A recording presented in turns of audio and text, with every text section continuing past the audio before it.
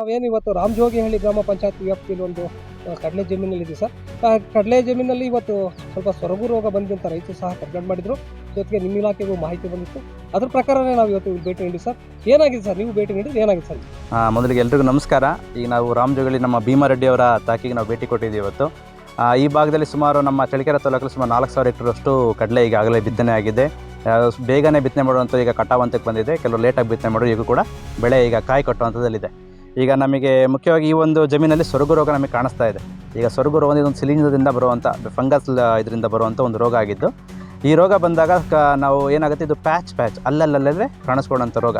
ಆ ರೋಗ ಬಂದಾಗ ರೈತರು ಕೂಡಲೇ ಅದನ್ನು ಕ್ರಮವಹಿಸಿ ಆ ಒಂದು ಬಂದಿರುವಂಥ ಗಿಡಗಳನ್ನ ಕಿತ್ತಾಕಿ ಅದಕ್ಕೆ ನಾವು ಔಷಧಿಗಳಿದೆ.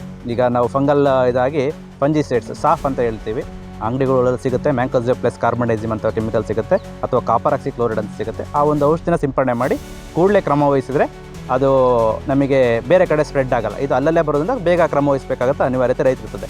ಹಾಗೆ ನಮ್ಮ ಭಾಗದಲ್ಲಿ ಇದು ಪ್ರತಿ ವರ್ಷ ಬರುವಂಥ ರೋಗ ಆಗಿದೆ. ಕಾರಣ ಇಷ್ಟೇ, ನಮ್ಮಲ್ಲಿ ಪ್ರತಿ ಹಂಗಾಮಲ್ಲೂ ಇದನ್ನೇ ಬೆಳೆ ಬೆಳೀತಾರೆ. ಬಟ್ ನಾವು ರೈತರಿಗೆ ಮನವಿ ಮಾಡೋದೇನೆಂದರೆ, ಒಂದು ಉತ್ತಮವಾದ ಬಿತ್ತನೆ ಬೀಜಗಳನ್ನು ತೊಗೋಬೇಕು. ನಮ್ಮ ಇಲಾಖೆಯಿಂದ ಸಿಗುತ್ತೆ, ಹೊರಗಡೆ ಕೂಡ ತಾವು ತೊಗೊಂಬರ್ತೀರಂತ ಭಾವಿಸ್ತೀವಿ. ಅದಕ್ಕೆ ಬೀಜೋಪಚಾರ ಕಡ್ಡಾಯವಾಗಿ ಫಂಜಿಸೈಡ್ಸಿಂದ ಬೀಜೋಪಚಾರನ ತಾವು ಮಾಡಬೇಕಾಗ್ತದೆ.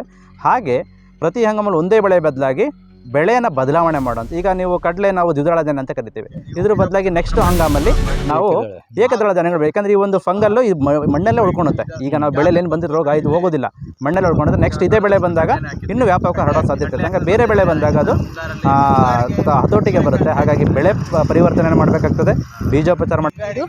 ಆಮೇಲೆ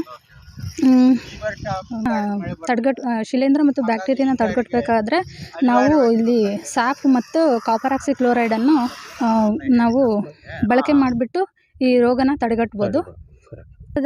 ನಾವು ಅದನ್ನು ನೋಡ್ಕೊಂಡ್ಬಿಟ್ಟು ಆ ಗಿಡಗಳನ್ನು ಮೊದಲನೇದಾಗಿ ಅದನ್ನು ಕಿತ್ತಾಕಬೇಕು ಮತ್ತು ಬೆಳೆಗಳ ಪದ್ಧತಿಗಳನ್ನು ನಾವು ಬದಲು ಮಾಡ್ಕೋಬೇಕು. ಅಂದರೆ ಈ ವರ್ಷ ನಾವು ಈ ಕಡಲೆ ಹಾಕಿದ್ದೀವಿ ಅಂತಂದರೆ ನೆಕ್ಸ್ಟ್ ವರ್ಷದಲ್ಲಿ ನಾವು